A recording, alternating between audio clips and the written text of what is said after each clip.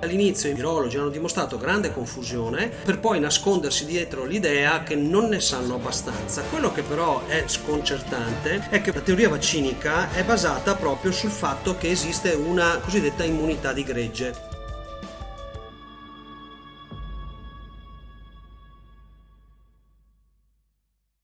Ecco, via.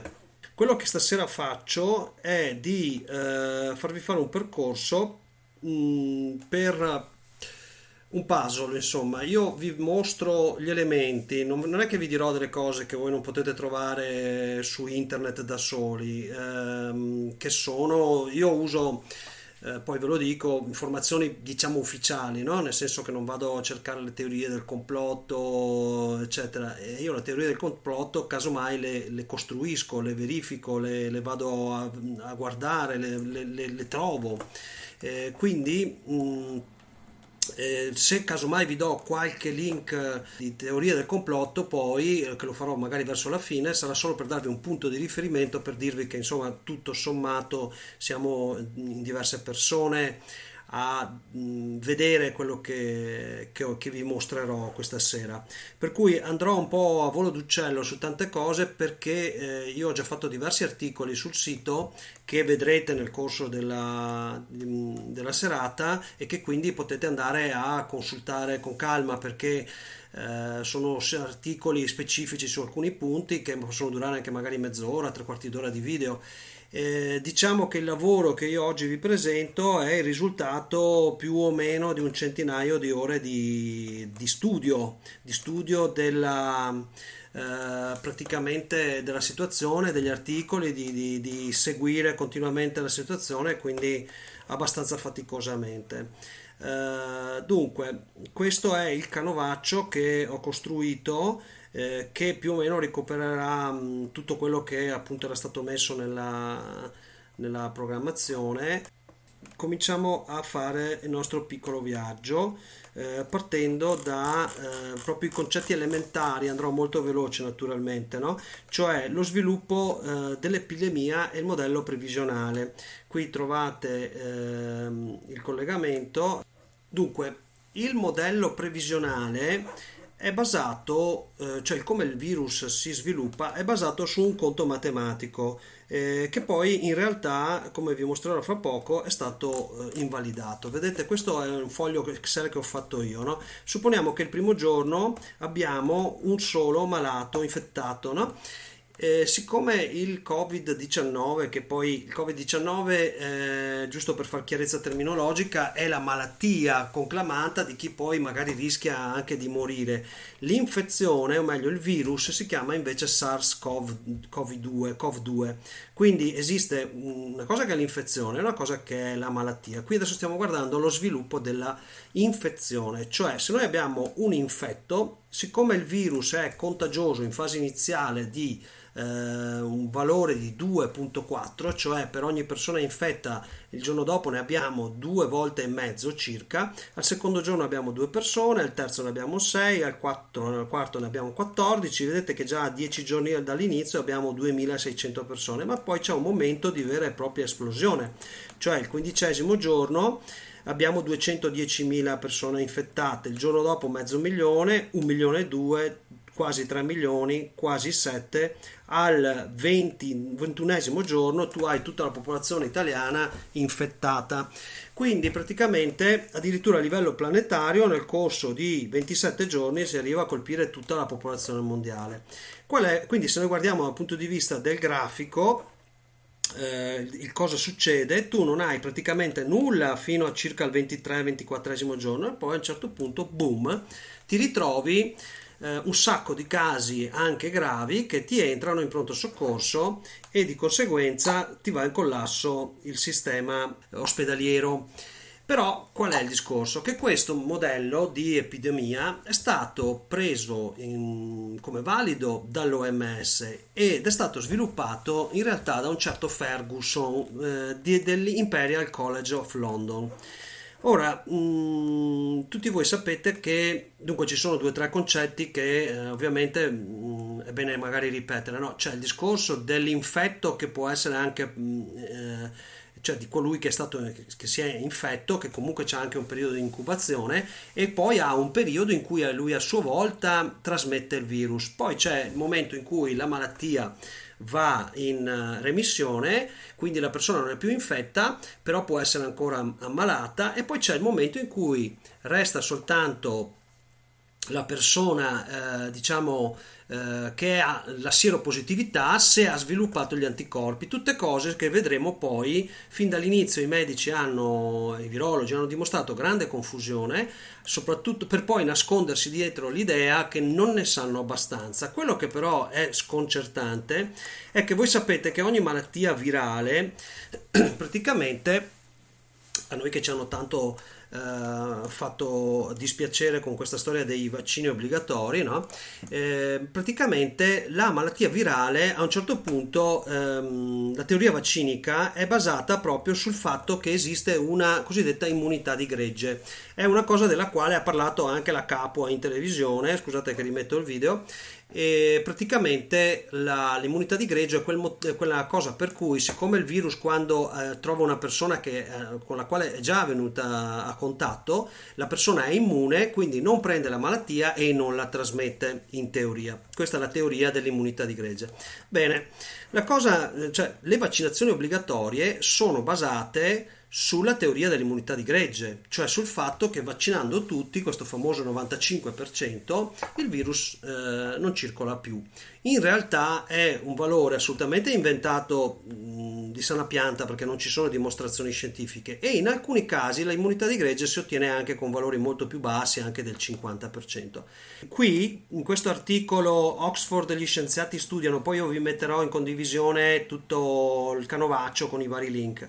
In questo articolo, che è del 30 marzo, che c'è un video di diversi minuti, io vi faccio vedere, vedete che anche nel video c'è di nuovo il PDF che vi ho appena mostrato, e vi faccio vedere appunto che ad Oxford sbugiardano il modello di previsione che prevedeva la catastrofe. Cioè sostanzialmente questo Neil Ferguson dell'Imperial College of London aveva creato un modello che incredibilmente non teneva conto dell'effetto gregge, perché nell'effetto gregge succede che poi a un certo punto il virus non circola più così velocemente e di conseguenza, eccolo qua, questo è il Daily Wire, che praticamente dice: Oxford epidemiologists, here's why that doomsday model is like to way off. Praticamente dice, ecco perché la catastrofe, il doomsday model, cioè dell'apocalisse, non succederà. Qui parla, ma nel video che vi ho indicato praticamente trovate tutta la spiegazione, che questa dottoressa Sunetra Gupta del gruppo di epidemiologisti di Oxford, quindi non stiamo parlando dell'università delle fake news, no? Ha invalidato il modello di Ferguson. Cioè praticamente, tanto per dare un esempio, un valore, qui dicono che il modello prevedeva qualcosa come 2 milioni di morti negli Stati Uniti, e invece, rivisto il modello, vengono fuori forse 200.000. Allora praticamente tutta la teoria che avete sentito dire di tagliare la curva, no? Eccola qua, flatten the curve, era basata sul modello dell'Imperial College of London. Cioè praticamente, e qui siamo al 30 di marzo, anzi il 25, ma io la domanda che faccio è: ma perché i grandi Burioni, Ricciardi, tutti i grandi professori che poi io chiamo la banda del vaccino, e anche l'OMS, non si sono accorti di questa castronata micidiale? Sta di fatto che il giorno dopo lo stesso Neil Ferguson, questo lo trovate sul video, ha rivisto il modello dicendo appunto confermando che sostanzialmente era sbagliata, ma confermando le misure di contenimento, cioè l'isolamento sociale. E quindi praticamente eccolo qua, abbiamo l'articolo su RT, no? Russian Today. L'esperto dietro il modello dello shutdown del Covid-19 sbagliava, Adesso qui, questo qui l'ho messo giù oggi, questo è del 1° aprile, è molto più di recente, ma comunque noi siamo già al 24, no, sì, il 24, quindi vedete che abbiamo già un mese sulle spalle in cui stiamo chiusi in casa per un modello matematico che era semplicemente sbagliato, confermato sbagliato dall'Università di Oxford. Ma non sono solo loro ad aver detto questo. Io adesso, anche perché poi, oltretutto, la curva epidemiologica è stata messa in discussione più volte anche per altri aspetti. Qui nel Gazzettino si dà notizia il 15 di aprile di uno scienziato israeliano che dice che ogni ciclo epidemico dura 70 giorni, poi il virus scompare. Quindi, quando sentite dire che è stato merito loro che va a calare il virus, assolutamente no. Ecco, la cosa incredibile è che questo Ranieri Guerra, che è scienziato prima dell'Istituto Superiore di Sanità, credo che avesse molto a che fare con con il modello, con il programma di obbligo vaccinale poi della Lorenzina, eccetera, che adesso è all'OMS. Praticamente io l'ho sentito questa settimana, credo sulla 7, che parlava ancora del modello dell'Imperial College of London. Quindi questi quando parlano non parlano rispetto a scienza, quantomeno si può dire che non sono abbastanza preparati, che invece di stare in TV dovrebbero forse stare a casa a studiare, perché se gli scienziati, se permettete, io credo di più agli scienziati di Oxford e anche agli scienziati israeliani che parlano quando dicono delle cose, piuttosto di un Ranieri Guerra o di un Burioni, comunque, o anche di un Ricciardi. Andiamo avanti, io vi sto facendo solo vedere tanti piccoli elementi. Ecco, hanno fatto il terrore dicendo della pandemia. Che cos'è? L'OMS dichiara la pandemia. Ecco, basta approfondire un attimo per capire che pandemia non significa affatto che è una epidemia mortale, perché praticamente è stata cambiata la definizione a livello di OMS, cioè il significato pandemia è una malattia epidemica che si espande rapidamente diffondendosi in più aree geografiche del mondo e che coinvolge numerose persone in tutto il pianeta. Poi su questo numerose andremo a vederlo, ma vedete che non c'è il concetto di morte? La pandemia non comprende nemmeno il concetto di morte, lo comprendeva anni fa, quando poi è stata cambiata la definizione a livello di OMS, Organizzazione Mondiale della Sanità. Ecco, due parole sull'OMS, ma ci torniamo dopo. L'OMS è l'organizzazione che si occupa, l'Organizzazione Mondiale della Sanità o World Health Organization, si occupa di fare dei programmi di tutela della salute a livello planetario per conto dell'ONU, e sono loro che dicono di fare i vaccini a tutti quanti se possibile, dicono di quali sono le malattie più gravi, eccetera eccetera, quali sono le emergenze a livello planetario. Bene, anche questo money.it, qual è la differenza fra epidemia e pandemia? L'OMS lo spiega sfilando le fasi della diffusione del virus, però vi ripeto, potete poi andare a verificare con calma, non comprende il concetto di morte, quindi ci può essere la pandemia anche per un virus sostanzialmente non così grave.